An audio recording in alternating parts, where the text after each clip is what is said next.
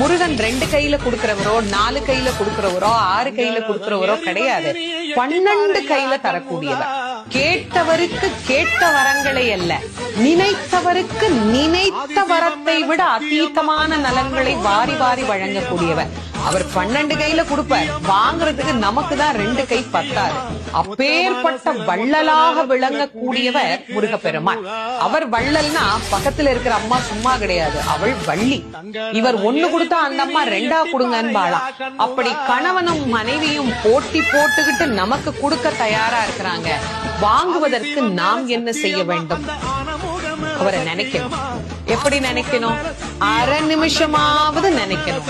அரை நிமிஷம் எப்படி நினைக்கணும்? எனக்கு கொடுப்பாரு, எனக்கு கொடுப்பாரு, எனக்கு கொடுப்பாருன்னு நினைக்க கூடாது. முருகப்பெருமானை உள்ளம் உருகி, அந்த உள்ளம் உருகுகிற போதே நமக்கு அப்படியே கண்களில் இருந்து ஆனந்த கண்ணீர் அப்படியே பெருகும். அந்த கண்ணீர்